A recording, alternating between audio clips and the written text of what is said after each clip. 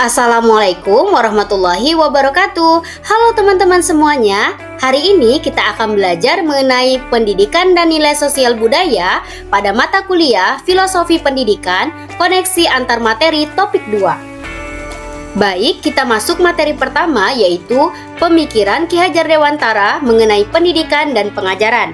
Nah, pendidikan dan pengajaran menurut Ki Hajar Dewantara adalah suatu hal yang tidak dapat dipisahkan antara satu dengan yang lainnya, di mana pengajaran ini merupakan bagian dari pendidikan. Oke, kita lanjutkan. Pengajaran merupakan proses dalam memberi ilmu yang berfaedah untuk kecakapan hidup anak secara lahir maupun batin, sedangkan pendidikan merupakan wadah untuk menuntun segala kekuatan kodrat yang ada pada anak-anak agar mereka dapat mencapai keselamatan dan kebahagiaan yang setinggi-tingginya, baik sebagai manusia maupun sebagai anggota masyarakat di masa sekarang dan di masa depan. Nah, kita lanjutkan pada materi kedua, yaitu pemikiran Ki Hajar Dewantara mengenai kodrat alam dan kodrat zaman.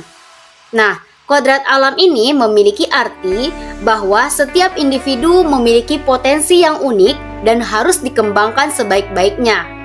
Nah, sedangkan kodrat zaman adalah kondisi zaman yang dialami oleh siswanya secara langsung. Nah, kodrat zaman menurut Ki Hajar Dewantara adalah hal yang berhubungan dengan era yang dijalani anak, sehingga edukasi di masanya menekankan pada kemampuan peserta didik yang memiliki isi atau keterampilan yang sesuai. Baik, kita lanjut kepada materi ketiga, yaitu bagian penting pemikiran Ki Hajar Dewantara. Nah, pemikiran di Ki Hajar Dewantara yang penting yaitu sistem Among. Nah, apa sih itu sistem Among? Nah, sistem Among ini merupakan metode pendidikan yang menekankan pada proses pembelajaran di mana pendidik diharapkan mampu menjadi contoh teladan dalam berperilaku, mampu membimbing dan menuntun, serta mendorong peserta didik untuk tumbuh dan berkembang sesuai dengan kodratnya hingga tercapainya cita-cita yang diharapkan. Baik, kita masuk ke materi selanjutnya, yaitu peran pendidik. Nah, peran pendidik di sini ada 3. Yang pertama yaitu Ing Ngarso Sung Tulodo, di mana dapat diartikan sebagai di depan memberi contoh.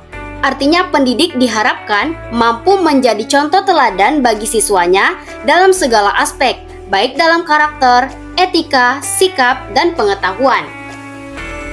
Peran pendidik kedua yaitu Ing Madyo Mangunkarso, yang artinya di tengah membangkitkan semangat. Nah, pendidik diharapkan mampu membangkitkan semangat belajar pada siswanya dengan memberi motivasi yang baik, menciptakan suasana yang kondusif untuk belajar, memberi dorongan, serta penguatan positif pada siswanya. Nah, peran pendidik yang ketiga yaitu Tutwuri Handayani. Dapat diartikan sebagai di belakang memberi dorongan. Maksudnya adalah pendidik diharapkan dapat memberikan dorongan, dukungan, bimbingan, ataupun arahan kepada siswanya untuk belajar hingga dapat mencapai prestasi sesuai yang kita harapkan. Kita lanjutkan penerapan pemikiran Ki Hajar Dewantara di kelas. Nah, jika saya menjadi seorang guru, saya akan menerapkan beberapa pemikiran Ki Hajar Dewantara di kelas saya. Seperti yang pertama, pembelajaran yang berpusat pada siswa dengan memperhatikan karakteristik dan kebutuhannya. Yang kedua, pendidik sebagai fasilitator pembelajaran. Yang ketiga, memberikan dorongan berupa penguatan dan motivasi. Yang keempat, pendidik menuntun peserta didik mengembangkan potensi yang dimilikinya. Yang kelima, menjadi teladan bagi peserta didik dalam segala aspek, baik dalam karakter, etika, sikap, dan pengetahuan. Yang keenam, memfasilitasi peserta didik dalam belajar sesuai dengan kebutuhannya. Nah, kita masuk ke pengetahuan baru setelah mempelajari topik ini, yaitu yang pertama, kebutuhan peserta didik adalah prioritas yang harus diutamakan dalam pembelajaran. Yang kedua, pendidik memfasilitasi peserta didik untuk belajar mandiri dan mengembangkan potensi diri sesuai dengan kebutuhannya. Yang ketiga, keberhasilan peserta didik ditandai dengan tumbuh dan berkembang sesuai dengan kodratnya.